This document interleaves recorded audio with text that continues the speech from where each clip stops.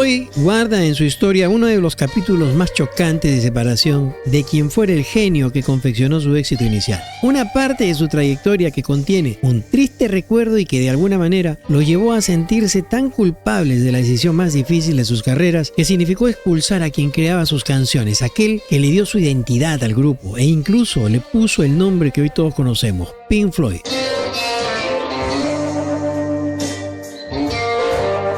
Bueno, mis queridos pasajeros, bienvenidos a bordo a un viaje más. Ponte cómodo que hoy hablaremos de un genio, alguien que vivió en la penumbra entre el límite de la genialidad y la locura, Syd Barrett.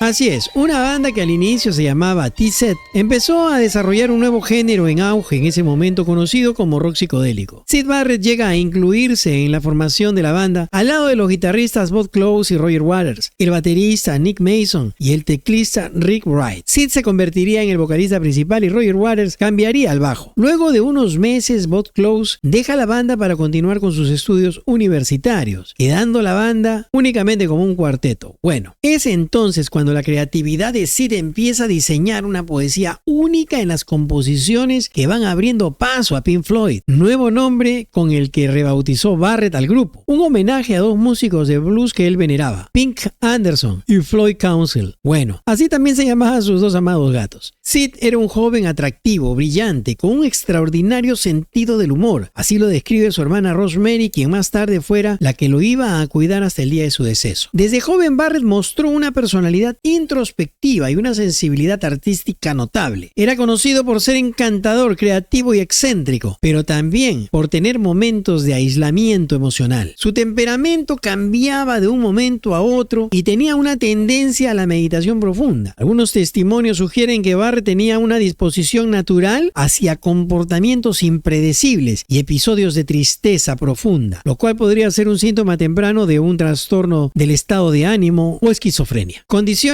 que a menudo emergen en la adolescencia o en la adultez temprana. Bien, las composiciones de Syd Barrett son una mezcla maravillosa de imaginación, experimentación y sensibilidad melódica, con raíces fuertes en el pop y el rock psicodélico. Estas creaciones surrealistas compuestas por metáforas extravagantes, imaginativas y una marcada nostalgia por la infancia dejan notar el impacto que dejó la pérdida de su padre a los 14 años. Syd era admirador de Lewis Carroll, creador de Alicia en el País de las Maravillas. Por ello, es esa fuerte y marcada influencia en las letras de sus canciones. Las composiciones de Syd Barrett marcaron el inicio de la carrera de Pink Floyd y sentaron las bases para lo que significaba el rock psicodélico. 3 años después de haber ingresado, las composiciones de Barrett habían llevado a la banda Pink Floyd por el sendero del éxito. Los demás miembros admiraban a Syd, a pesar de su extraña forma de ser. Bueno, ¿quién entiende a los genios? Tanto Roger Waters como Nick y Rick admiraban su talento. Syd se había convertido en el mentor y líder del grupo.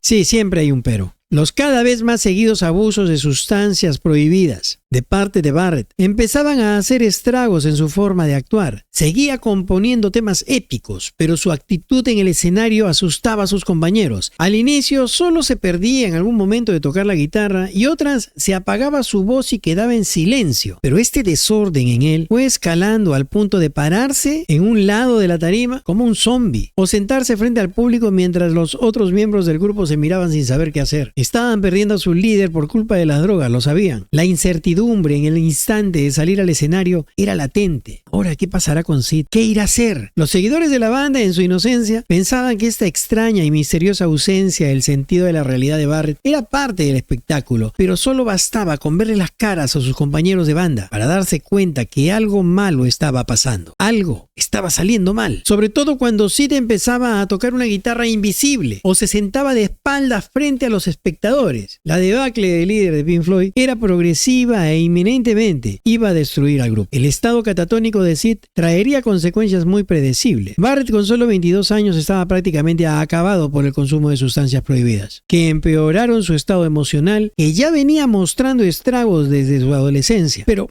¿Qué podían hacer los 3 miembros restantes? Expulsar a Sid, pero si era él el que hacía las canciones. Sí, esas canciones que se convertían en grandes éxitos. Se les ocurrió entonces encontrar un reemplazo para Sid, sin sacar a Sid de la banda, pues eran conscientes del talento del líder. Lo que hicieron fue traer a David Gilmour, un amigo de la infancia de Barrett, un excelente guitarrista que había enseñado a Sid los primeros acordes de guitarra y a quien este quería mucho. La idea era mantener a Barrett como el creador de las canciones y que participara solo en las grabaciones de estudio, pero no en las presentaciones en vivo. Podía aparecer en escena, pero el que iba a cantar y tocar la guitarra eran David Gilmour o Roger Waters, hasta que el manager les advirtió que esto no iba a funcionar. No era para nada rentable, debían tomar una decisión. Syd Barrett no era consciente de este acuerdo. Él se presentaba en los conciertos, pero no sabía que ya no pertenecía a Pink Floyd como miembro activo en las presentaciones. No lo sabía. Gilmour, Rick y Mason se sentían mal por su amigo y lo expresaban abiertamente. Roger Waters, en cambio,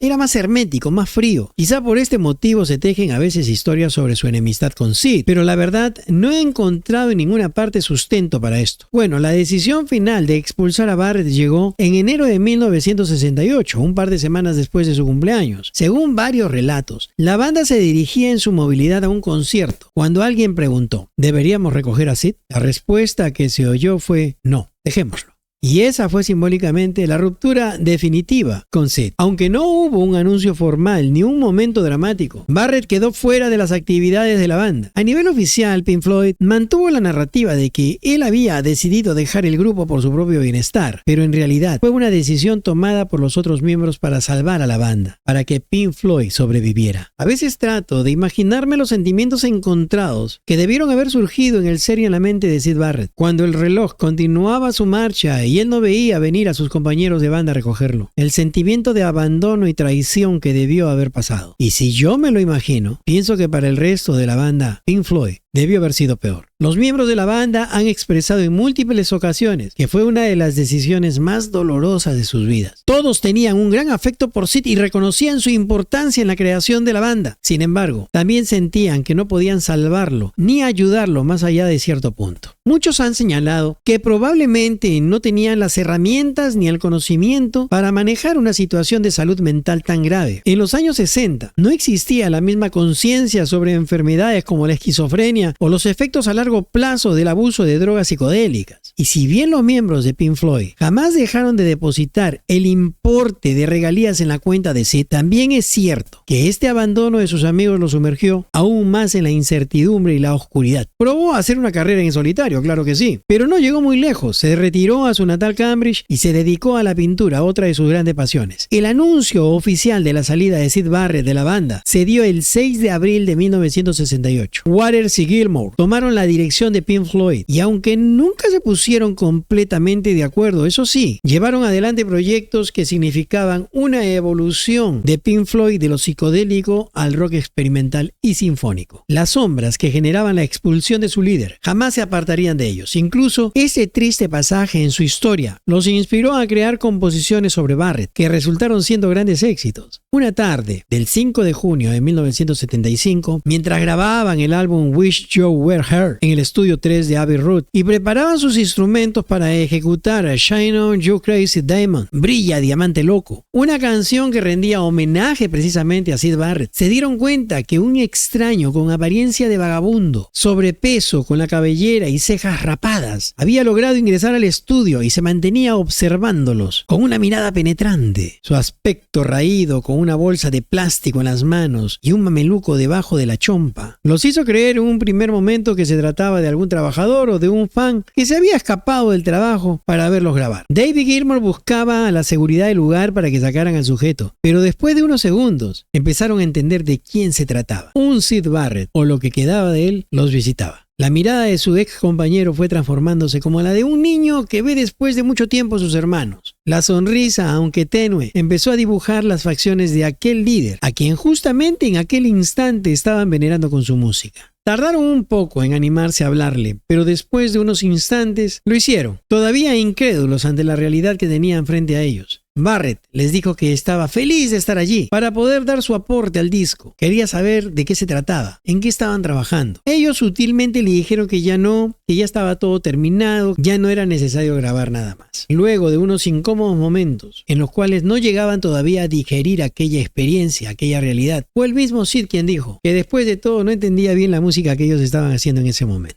Así que se despidió y se fue. Y ese fue el último encuentro que tuvieron. Existen relatos que atestiguan el llanto de Roger Waters, quien se desmoronó al ver con sus propios ojos la condición en la que se encontraba Barrett. Lo mismo le ocurrió a Rick Wright. Alguna vez Roger Waters dijo: cada vez que canto Shine On You Crazy Diamond, Sid está ahí, todo el tiempo. La canción describe cómo experimenté su desintegración y el deseo que tenía y que tengo todavía de que él esté bien. Esa canción celebra el talento de Sid y su humanidad. Además expresa mi amor hacia él. Gilmour también dijo alguna vez que nunca pudo tocar esa canción sin pensar en aquel viejo amigo. Hasta el día de hoy, mis queridos pasajeros, se sigue debatiendo cuál fue en realidad el desorden mental que padecía Sid Barrett. Nunca se hizo público un diagnóstico de ello. Quizás se trataba del abuso de sustancias o algo que venía atormentándolo desde su adolescencia. Nadie lo sabe claramente. Lo que sí sabemos es que este genio creador del éxito de Pink Floyd solo quería hacer música con aquel grupo que ayudó a hacer crecer. Nunca le importó el dinero, ni siquiera era consciente